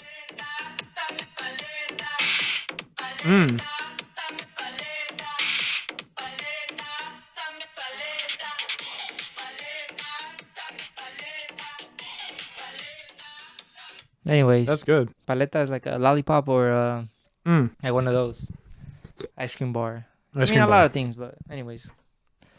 So, you But- said junior year or sophomore year with foreign exchange? Maybe that was senior year. But yeah, because I went to 2 dances on senior year All right. because my winter formal was so bad. This is foreign exchange girl. I was sort of in a friend group with her. I asked her like at a basketball game and thought she didn't hear me, so I asked her again in a car with all of us friends. It's Uh-huh. probably like 5 of us in a car. Yeah. When I asked her like, "Hey, you want to go to winter formal?" Yeah. in front of everybody, and both times he just didn't really say an answer. And I was like, Damn. oh shit, well I guess it's just, guess it's not happening. Yeah. But then like she randomly called me. Mm-hmm. It's like a Snapchat, and she was like, like the FaceTime kind of thing. Mm. And she was like at a store shopping at dresses. Mm. And I was like, oh, like who are you going with? Mm-hmm. And she's like, you. I'm like, what the fuck? Damn. Why wouldn't you have been telling me this whole time? That's her way of saying yes. So I guess I was going with her, and like we showed up to the dance. It was like at our middle school, but Huh? The high school dance is at a middle school? Okay. and so like when we got there, she immediately leaves, like just goes and finds other people. I guess I don't know. Okay. So then it's me, Uh-huh. my other buddy from like my main friend group, and then this other girl from like the new friend group who was like the host of the international student. Mm. Oh, okay. Like she lives with her. Yeah. And that's why and so three of us, because my date, who knows where the fuck she went. So there's the three of us, Mm-hmm. just kind of like hella awkward. Like You guys didn't dance or nothing? we didn't, well, dude, oh my God. You guys didn't Dougie? No reject, no jerk. Dude, You're a jerk. you know what we did? What'd you guys do? Don't tell me you guys did the Macarena, bro. No. Bro, we did like a fucking triangle dance with the three of us. Oh my God. And like, you know what I'm saying? Like, Uh, and I was like, what the hell am I doing? Why am I here? And I just left. oh my God. I left. I left. I did that for probably like 30 seconds. The triangle dance? The triangle dance. And I just couldn't handle it because it's like, what the hell am I even doing? I have a date here. Yeah. Where the hell did she go? That whole dance. I did like one dance with her, and it's like one slow song. And so that shit was just like absolutely horrifying. I bet. Yeah. Oh my gosh. Fuck, dude. Like that was Triangle dance? a triangle dance Yeah, I can't with like arms on her imagine that. shoulders. Like a huddle. Like a sports huddle. It was like a sports huddle. But it was at a school dance on the senior year. Oh my God. Holy shit. I'm pretty sure it was senior year, but yeah, like that was, but then I had a good prom, I guess. Yeah. But long story short, yeah, I mean, it was crazy too, is that from prom senior year, that was still another 2019. That's still probably like another 4 years till I got laid. Mm-hmm. Bro, like that's a long ass time. But I mean, shit, during COVID and all the transferring, like that was just a hard span of 3 years. Like that was damn near 5 years. 4 or 5 years later. Yeah. You know what I'm saying? Like maybe all the Minecraft YouTube shit kind of caught up to me. You know what I'm saying? What do you mean? Because I always felt like my whole relationship skills were just so underdeveloped. Okay. Because I was just too focused on fucking YouTube and Minecraft and playing games with my friends. Okay. And there was never really a time of real life growth because like my fun in my life was playing fucking video games. Yeah. And like, is there really anything wrong with that? No. No, There's not. there's not. No. You know but what I mean? you also got to get out there. There has to be a balance, I would say. There's definitely has to be a balance. Yeah. And was there a balance? I mean, I hung out with my friends in middle school. I wasn't just playing Minecraft. I mean, I was still hanging out with my friends. man, at that point, does it really matter? No, because it made In retrospect, does it really matter? Like, you did what you wanted to do, man. yeah, and like, how would I really know? How would you really know? Like, it wasn't like I'm in middle school tripping Exactly. that I'm like not talking to girls. Yeah. Like that, I just didn't even give a fuck. Yeah. There's nothing wrong with that. It's just I wish Or is 13-year-old there I wish 15, 14-year-old me could kind of get a glimpse of now. Be like, just you just gotta wait it out. because like middle school, bro, I didn't talk to no girls. Yeah. I like bro, I'm serious. I really didn't talk to like not just talking, like trying to hit up a girl. Uh-huh. Like I mean straight up any conversation. Ooh. Like I actually didn't have any conversations with any girls. Was that like All of middle school. Was that like by choice or? Well, because I was, dude. I mean, it goes even to a bigger story of like 5th grade. Oh my Fifth grade, bro! Like it's all connected. Maybe that's why I played so much. This is probably why I played so much video games. Okay, let's hear it. So back in 5th grade, we got like our school emails, right? Okay, yeah. And like I didn't have no phone. I didn't have no social media, right? But our school gave us emails. Emails, huh? Okay. And like I knew all of my class's email, my classmates' emails. And so I guess you could think about it as like I'm like hitting up in quotes these girls. Okay. Like I'm putting all of these girls on one email thread saying like, "Hey, I'm moving," you know, like God. And I'm just lying. Like, "Hey, I'm moving," just to see who gives a fuck. Okay. I'm like just saying this bullshit to these girls just to see who cared the most. You know what I mean? And like from there, I could like, oh, she cares about me the most. She gave me the most heartfelt response. I was gaslighting. You were gaslighting. Fuck out of these girls. God. And as a 5th grader. that shit is so funny, dude. Holy shit. Okay. Well, did anyone? Oh yeah, there was this really. I don't want to say cute because I guess my memory of her is now 5th grade version of her, but okay. Back in the day, I thought yeah. Back in the day, I liked her, and but nothing came out of that. Anyways, the whole email thing.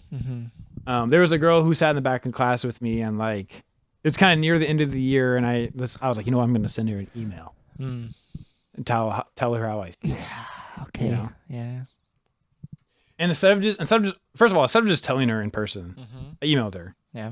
And second of all, instead of just like a normal email saying, well, it's not even a normal email, but like sending a normal 5th grade email telling a girl that I liked her, instead of just saying that shit and ending it off, I was like, did he put a heading or like did you CC anybody or It was just the message. Just in Cochran, instead of just like 1 or 2 sentences, I made it a whole ass paragraph. Okay. Like it was like, hey, it was like throughout this year, I kind of liked you, and like just wondering if you liked me, And I could have just sent that. But then I was like, oh God. I started to like say this weird like, I don't know what exactly I was saying, but like it was like I don't even know, like a play-by-play of the day of like kind of how that she would address it or like how to like it was basically like, but don't give me weird eye contact in the morning when I come back to class and sit next to you. And you told her that? Don't talk in the email? And don't tell me about it like until lunch, like some shit like that. Don't tell my friends or don't tell my dad because my dad was a teacher. It was this weird shit. Yeah. Like I could have sent the first email, but I was giving her like all these rules of like when to like talk to me about this. Bro. Huh? Dictator of love. I'm in control. No, but it was just like, she responded saying like, oh, I kind of like you too, and it's a bummer that we are going to go in summer. So she didn't really acknowledge all the weird shit that I said. Yeah. Nice. But I got so like, after I sent that, I realized, because I sent that I think on a weekend, I'm sure I did. And it was like, why'd I say all that bullshit? Now I'm going to go to class and know that she knows about all this weird bullshit that I sent. You know what I'm saying? So now it totally just like, like, I don't know what, there's like some principle or some law or some shit where it's like, if you're trying to keep something subtle or hush hush, don't talk about it. Or else everybody knows and no one's going to talk about it. Yep. And that's exactly what I did. Yep. I talked about it. And now I'm like self-feeding my own embarrassment loop. Okay. And I got so embarrassed by that old email. And she didn't even talk to me about like, hey, that was a weird email. So she followed your rules. She probably did. Because she didn't necessarily talk to me. She probably, she probably did. I mean, because I didn't even notice. She probably did follow my rules. Holy shit. Okay. Shout out her. Because damn, that was weird. But anyways, I got so caught up in that. I thought like, damn, I'm so weird for saying that. And I'm like in 5th grade. I just sent this an hour ago. And I'm so like in my mind about how weird I am. And this is like a week before summer, on to 6th grade. And it was just it was like the start of the recession, the relationship kind of personal growth relationship recession, where like because when we went to middle school, it was a summer. We didn't like email each other or anything. Okay. We didn't even meet up. It was just like completely dead. Mm-hmm. And like we got to 6th grade, middle school, you know, Oof. and she's still there. Okay. And that's part of the reason why I didn't talk to no girls. Because She's still there. all I could think about was her telling someone else. Did she? I have no idea. Oh, you were just like making up. I was so paranoid Damn. that like she was gonna tell all of her friends like Justin sent me this weird email last spring. You know? You were probably the only one thinking that it was weird. I was probably the only Yeah. person thinking about that. So ever since then, you were like traumatized or what? I low-key traumatized myself because I was so embarrassed Yeah. by like That'll do. I was so embarrassed. I don't know if I was embarrassed by like just expressing my feelings for once in my life, Mm-hmm. or embarrassed because I sent that weird email with all the rules and shit, or maybe just a combination Maybe of both. both. Yeah. Probably both. And so I would think that was a reason why I resorted to play Minecraft and all these games with my friends as a way to cope, because like it was better than talking to any girl. Because you know what I mean, all the girls are fucking connected. All the girls know all the circles about all the beef about any boy. I knew that in middle school. Like I knew that one thing about the girls. Like Right. you know, Uh-huh. the guy talk got around, Mm. and so I thought I was in that mix. Mm. You know what I mean? I didn't think I could talk to any other girl without thinking like, oh, this girl from 5th grade knew about this weird shit Justin did. I'm not gonna talk to him. I don't like him. Damn. And so I went the whole middle school like that. And high school, apparently. No, what do you mean? I asked Oh yeah. 3 or 4 separate girls for their dances. Dances. That's My why bad, my that's bad. my rule was 1 dance a year. Shout out Jimbo Jimmy. Shout out Jimbo Jimmy, man. Pushing through. Pushing through. There you go. Choosing that red pill. Yeah, I definitely. Yeah, you know what I mean. That was early exposure to red pillness. Without even knowing. There you go. Yeah, without even watching The Matrix at that point. All right. What about you though? Like I talked about my whole fucking. Seemed like you had, I guess, an easier fucking start, Easier. bro. 14. At 14, I had my first. Nah, I mean, you know, it is what it is. Like, how many girls were you? Not like, you know what I'm saying? But how many girls did you just like either date or were you kind of just talking to up until now? I don't know. Doesn't really matter though. This guy, bro. Oh my gosh. I don't know. I just feel like, Like a handful. I'm just reflecting back on your experience. You know, is what I'm Like, did that's that what I'm experience doing at right now, 14 like kind of traumatize you until just not and just avoid pushing all of it away, or did you just like kind of kept doing it on and off? Oh, well, you know, Or I don't know like because you don't tell me this shit. Nah, it was just, you know, that like when you're young, kind of maybe what you kind of said already, or maybe we're alluding to, you know, maybe the embarrassment or like the, I don't know what I'm doing. I don't know what I know. I don't know what I think. I don't know what they think. A whole lot of jumbo, mumbo jumbo. Jimbo Jimmy, a lot Yeah. of Jimbo Jimmy shit. Mumbo jumbo Jimmy, you know. But yeah, you know, it's middle school. You have all these little crushes or whatnot. But Like, would you do anything about it? would I do anything about it during at that time? Like, you had these crushes. Are you talking to them for real? I mean, I am. I would be, but I wouldn't know what the heck I'm doing. And even then, like thinking back right now, like it's just, you know, obviously that's just part of life, but it's not, you know. Bro, You just have to go through it. I guess there's so much vagueness. It is because that's. I'm trying to hit some details here, bro. Details. Yes, we all went through it, but obviously you going through it is different than me going through it. I told you about my whole Minecraft and shit. Like that's how I went through it. I know you weren't doing that. Nah, well, I mean, I was, I guess soccer or whatever, like sports. Because in middle school during that time, I was also doing volleyball and track and soccer and band too. So I was doing all kinds of things. But, like, man, in terms of that, I don't know. I don't even know how to answer that. But I guess I would have the opposite reaction to yours. Like, I would have a lot of friends that were, like females, and I would say I was very friendly, and I had lots of friends, so I wasn't really like afraid to talk to anybody. So it was a different point in my life during that point.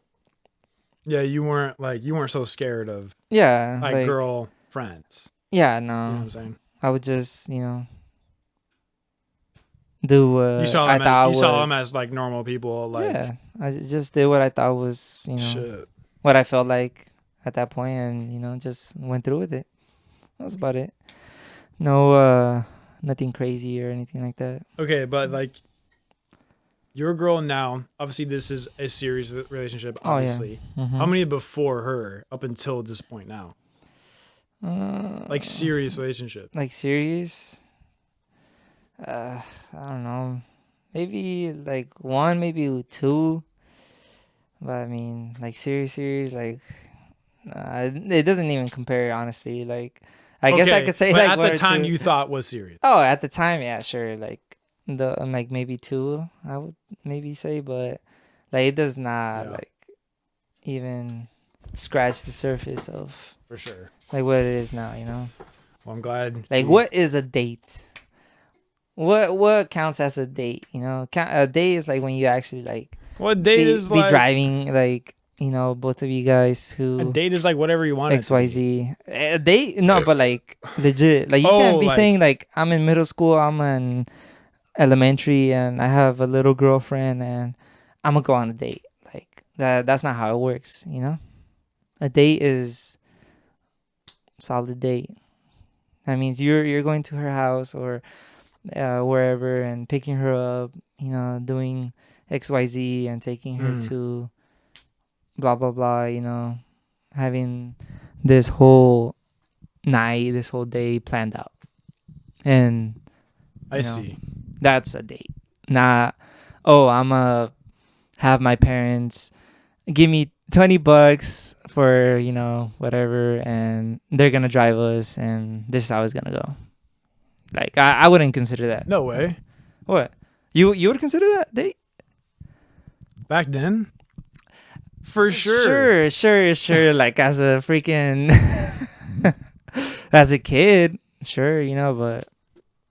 I guess it all falls into, like, perspective and into, like, what really...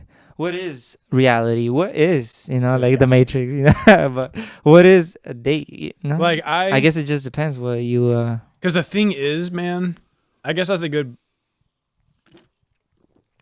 I know you're trying to avoid the question low key, but like honestly, it is kind of. Wait, what? I'm not avoiding. I'm what just saying. Is a date, bro? No, whoa. Okay, well, obviously at the time, did you think like it was a date, and was it serious, and like did you think of her as like this girl is like. Man, at the time, obviously, like you're gonna. You see what I'm saying? You're gonna say yes. Exactly. That's what I'm trying to get. Oh my gosh! Like this is my, my first crush. But man, like, really, like you're. I don't know, like 14 or whatever. I don't care about the perspective now. Okay, I'm talking about sure. like in the moment. Oh yeah, okay, sure. In the moment, obviously, you're gonna think. Obviously, you're gonna think that. Yeah. Yeah. Or unless you don't, then that's. I mean. Because like, story, but, I mean, I obviously never had no date in middle school. Not even anything that I would even consider then or now a date. Okay. Up until like that first dance or so. And that was a date, right? She was my date. I asked her and everything. Sure, It was a yeah. planned out thing, and like, but like I didn't have anything a little bit more serious until like junior year. Mm-hmm. But even then, like, I just spent so long, like all of middle school and like 2 or 3 years of high school as just kind of like with my friends and kind of a loner. Mm-hmm. Not like a loner, but like I didn't even think about no girls or relationship because like that was just too weird and awkward for me. Yep. You know, and then but there's like 2 girls throughout the 2 years that were like kind of into me and pursuing me, and like I kind of just like went along with it because it was like, I mean, this shit hasn't happened before, Okay. you know. But same kind of deal with what's her face at this point, you know. Okay. Same kind of thing. She approached me, and it was like there was really never a crush phase. Like crush face. Like I never had a crush on either of these girls. Really? So what was it like then? It was just like opportunity presented itself. Okay, you're gonna have to explain because this is interesting. Like this is a different way of looking at it. No, Okay, I want to know. Because I'm I was interested. just I'm intrigued. playing, I'm I was intrigued. playing video games Okay. and on Discord, just talking to my friends all day. Sure. After school, like I would have class with my friends. I would go home and play CS:GO and Minecraft with my friends. Okay. Mainly CS:GO in high school. And like, you know, there's just like I'm never gonna get a girlfriend. Sure. Like the way things are going, like there's no way. Like I'm like I just don't have enough care to like really go into all of that, because who knows what that even is. You know, it's risky because what is it even like? What does it feel like? It's embarrassing. I have to really, a big part of it too is like my parents are gonna know, and my parents are gonna have all this like, but that's some other mental shit, you know what I'm saying? Like overthinking how my parents are gonna think about like, it was just like I didn't want my parents asking me about like their relationship, Okay. you know. Because that was awkward too, like having my parents know and talk to me about all this. Like I guess expressing my feelings was embarrassing, and I guess that's in a greater scheme maybe why this past relationship didn't work is because like that was so tough. Like talking to your parents about it? Talking to my parents and herself, like just talking about my feelings and emotions. I just felt like Okay. Because you never done that before, maybe. I'm guessing. Yeah, exactly. Okay. I've never done it before. I never developed any of that skill. I never developed any of that. I did everything else. You know, I did track. I did school. I did music. You know, I was doing good. But I never developed anything about relationships or love. Like, I had no. I didn't even bother with that. I always said to myself like, I got everything. I have everything except like. Man, I always said to myself that I figured everything else out in life, and I have everything going for me in life except love. Like I don't know what that is, or what that feels like, or what it even is, or what it's like. I've never developed that. I would, you know what I mean? Like I just there was never any development on that shit. I never even because I never spent that time. I did middle school just like focused on myself and playing games. I guess I love that, but I never. I mean, that's so much different than developing love for a person. You know, and like, and then it got to a point where I like self-realized that I wasn't even saying I love you to my parents or anything, because like I just didn't even know. Like I would just, you know, you just say it. What does it actually feel like? Like to say that to your parents? Yeah. Because like to say like I love you to your parents or anybody, like I just never. It kind of like, it's not like I was actively thinking like, what is love? You know, I'm not gonna say I love you to my parents until I figure it out. You know, it wasn't like that. Yeah. It was like I just stopped saying it because like it was just not. at the forefront of my mind Okay. with like love and all that. You know, when my parents would call me or anything saying good night, you'd be like, good night, Justin. I love you. I'd be like, yeah, you too. Mm. It was always a you too. Mm. It's like, it never meant anything to me. Mm. As sad as that is, I mean, that's just how it was. Mm. And so like, man, that shit is so sad. But I mean, What do you mean? Or why is it sad? Like just I think because about like this past relationship and all the Uh-huh. other girls, and and it's just the same thing. Like I just couldn't love them. Mm. I just never really felt like I never got to the point where I really felt like I could say to her like I love you. And why is that? Is it because you 'Cause I didn't just- want to say I it, just or didn't- because you didn't feel it, or I mean both. okay, I didn't want to like. Part of me was just like, okay, maybe I just say it just to say it, because maybe that helps activate some neurons in there, and then I can finally kind of attach that word, that phrase, to something more meaningful. But I was waiting for the meaningful. I was waiting for the meaning to come to me, so that I could say it and actually mean it. But it never came. It never came to me, and so like I never told any girl that I loved her at this point, because it's just like, man, I did when I was drunk one time.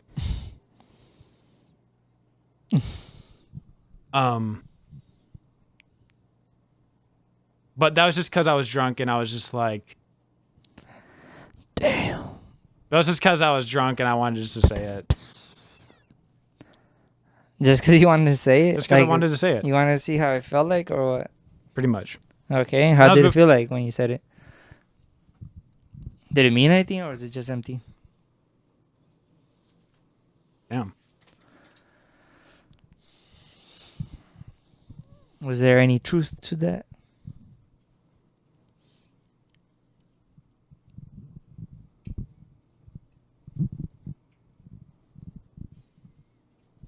Shit. I mean, maybe there was, just because I said it. Whether gaslighting her or not, I mean, I never said that to anybody else.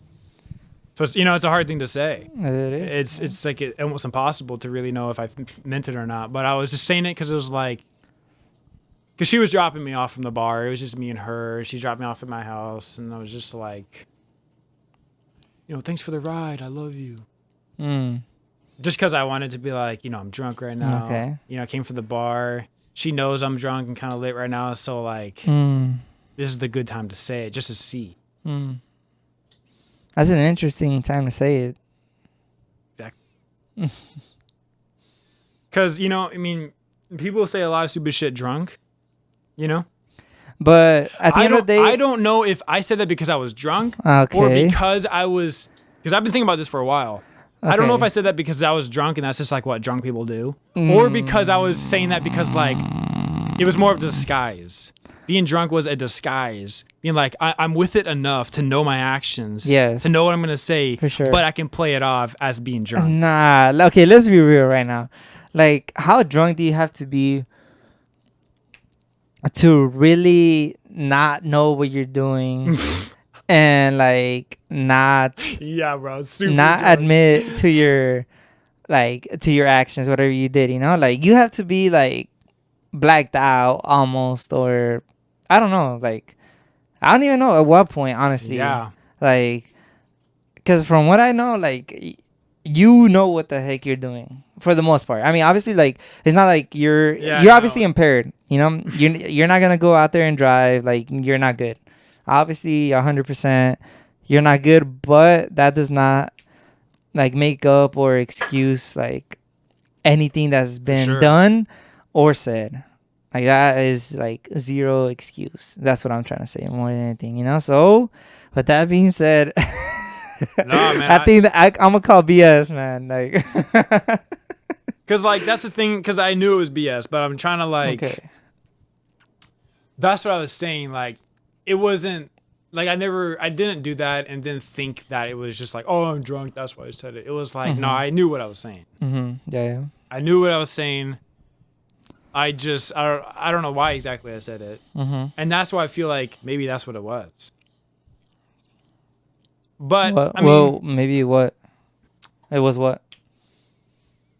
I mean, bro, fuck, man, there's just so much shit with it. Like, was it just because I was drunk enough to just like have the courage to say that finally? Okay. And I actually did mean it for once in my life. Okay. That could be what it mean. Or it could mean, it could mean so much things. Or it could mean that I just felt like that was finally the place and opportunity to just say it, just to get it out of the way, just to say it and kind of maybe hopefully get used to it and develop those like skills in that relationship, ability before I even got into a real relationship with her later on. But well, I mean, I wouldn't really like view it as a skill, man. Like, or there's no skill. The ability to like really have the confidence to say it. I mean, you just because that's been the only time I've ever said it in my life. Okay. It was like that night, like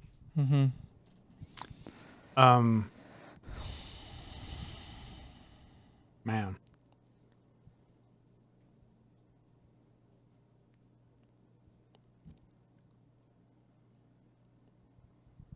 But shit, man. Then we started dating, I think like the next year. Well, it's the same kind of thing. She kept like, she was very adamant in approaching me. We went out for the first week, broke up with her. Several months later, she approached me again. Went out for another like week or two, broke up with her. And then another like 5 or 6 months later, we started dating again for the next year. Next year and a half, honestly, but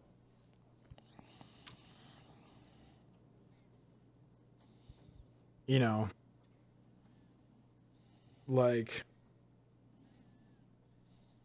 obviously trying to move on from all that, but I mean, respect to her for just fucking grinding and just digging deep those 3 times. Damn, you know what I'm saying? I mean, that's because like the first time we broke up, we talked after like a week later. Sure. I was like, look, I want to talk to you. And it was only a week, too, or like it was like maybe 2 weeks. Like 2 weeks, week and a half, 2 weeks. Dang. And I was just like, because I just broke up with her out of nowhere without explaining any of my feelings, which was a common theme. Okay. Because part of me feels like if I have to talk to her about my feelings and like what I'm going through during this relationship, I guess my personality or maybe just where I'm at right now, it's like, it's better just to end it off because clearly it's not going to work. If you have to talk about your feelings, it's not going to work? Basically. That's like, kind of, no. Like, okay. I'll let you. Because I always had this gut feeling in my stomach. Okay. I always say I had this gut feeling with her. Like the first, second, and third time that we broke up. I always had this like gut feeling, just something didn't feel right. That Matrix shit that we're talking about. Like something just didn't feel right, And I don't know what it was. And I felt like explaining that feeling to her would just end up revealing that I just didn't like her. And so that's why I just broke up with her. Because I didn't want to like bother dealing with all of those emotions or whatever I felt in my stomach. Whatever that feeling was in my stomach, it was better to just jump the gun, end it, forget it even happened, and then move on. That's usually what I do. I just fucking move on. You know what I mean? I don't like... You know what I'm saying? Yeah. And so like... But basically, we talked one night, and like after we broke up, and I was just saying to her, like, with like school and track and music, like I just don't feel like I had any... I just wasn't willing to like make time for you. Like I said that to her. Yeah. Like I have enough stuff going on right now. I kind of like being single to do this shit. And because that's just how I process those feelings. Because even then I felt like I was losing myself. See what I'm saying? And this all comes back around, especially with the third time around. You see what I'm saying? Because I had me in college. College and grad school now I have a lot going on. Yeah. You know what I'm saying? For sure. And so I felt like losing myself is a bad time when you have a lot of shit going on, because like you have a lot to juggle and balance. And losing yourself is a bad time when you have a lot of shit going on, because like you're gonna drop a ring or one of those like juggling pins anytime soon if you have too many pins. You know, and I felt like I was juggling too much. And but I mean, she came back. Well, the second time was a little unfair. Like it was New Year's, I was really drunk. I basically kind of just, man, I reignited that whole relationship essentially that one night, because I threw a party. The second time? The second time. I was drunk. She came over. Pretty much everybody left because everyone was underage as fuck. Everyone was a high schooler there. And like, we all need to leave. Yeah. We all need to leave. But she stayed back. And she went to my room, and I like confessed my feelings for her because I'm like wasted.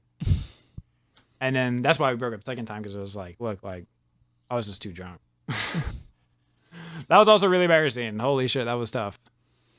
Damn, like we really went through that shit. But yeah, I feel like there's so many simple patterns and common themes that come and go. I just don't even know. And at this point, I feel fairly confident of like what I'm trying to feel. Okay. To feel the one. You know what I'm saying? I feel a lot more sure than I ever have. Like this next whatever relationship with whatever girlfriend, at some point, I feel pretty confident that it's gonna go pretty far. There you go. Whatever that means, because I feel pretty set on like what I'm looking for and what it. But obviously, there's no guarantees, and there's not really. You gotta take it day by day. Up until the point where you can think about the future. For sure, day by day. I mean, that's you know. Shit. Something I've only really recently learned, you know. I mean, grad school really makes you take things day by day. You just gotta dig in, man. You know what I mean? You can't force anything. With grad school, you can't really think about the future. People asking me like, "Oh, where are you gonna work after?" When I was down at my college this past weekend or yesterday, you asked me like, "Oh, where are you gonna work after?" Yep. You know, because I graduate next year, and it's like I haven't even fucking thought about it. Nope. Like I have a lot more to go before I even think about for where sure. I'm gonna work. Like the bullshit that's ahead for the next year, dude. I'm not even worried about that. I have a lot more to go before I even think about where I want to live and where I want to work. You know what I mean? Like I'm not even concerned right now. 100%. Yeah, I mean, that's tough, man. That is very tough, but like I said, that's just something that you gotta knock the doors down, and you just gotta experience it. Because there's really no easy answer or no easy like path that you could take. You know, that's just life, and that's just. I mean, that's the beauty of it, but at the same time, it's kind of what. Yeah, I mean, it kind of sucks. In a way, it sucks. Yeah. I don't know what other word to use, but I mean, shit, it sucks. You just gotta go through it. It sucks for the potential. For the sake of personal growth. Mm-hmm. You know what I mean? I told my coach about all this yesterday, and he was just like, you know, everyone goes through it, and that's just growth to, you know, get you where you need. Yeah. Whatever that is, like, those hard decisions do count. Yeah, for sure. In the long run, even though they don't count now, because, like, the reason why those decisions are hard is because of, like, ambivalence and the fear of like the risk of, you know, the risk of the unknown, whatever lies ahead. You know, that's why people are complacent. But if you make any sort of decision, that decision is for a reason. You know what I mean? Like, even if it's hard, even if it's tough, like you still made a decision. You know what I mean? I could still be dating her and still feel that gut feeling, but just be like, you know, even though I could have broken up with her months ago or months beforehand. Like, because how I was feeling 4 months before and up until the day we broke up, I was basically feeling the same way. So why didn't I break up 4 months ago? I just wasn't ready to end it. You know, I just at that time I wasn't ready. So yeah, I guess in a way you'd be like, well, I'm just being selfish for those 4 months. But like, I just wasn't there yet personally. The personal growth, I just wasn't at the point where I was ready to accept that like, it was over. And I still made a decision whether or not it was like late or not. At least I did. Yeah. And so it's easy to like look back and be like, well, that could have ended like months ago. I could have been healed by now. But at least it's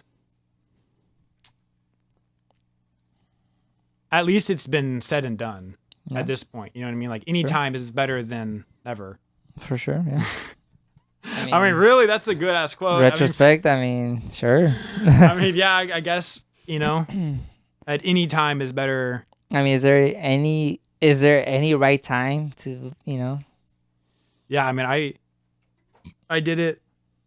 I broke up with her like 3 days before my birthday and like 5 days before her birthday on New Year's. I mean, would that have been better or worse if you to did wait it another week or just be like, okay, exactly, now I'm gonna really or no. 2 months before, you know? Is there any optimal There's time? never a good time. Exactly. There's always like, because then okay, what after January? Okay, well then it's Valentine's. What, break up on Valentine's? You know what I'm saying? There's always the next thing. It's just like, man, I gotta take a piss. All right, chat. We'll be back. With that, we're gonna conclude today's session. Yeah, for sure. Shout out to everybody listening. Shout out Issa. There you go. Jimbo Jimmy. Cool Kevin. Signing See out. you guys next time. See ya.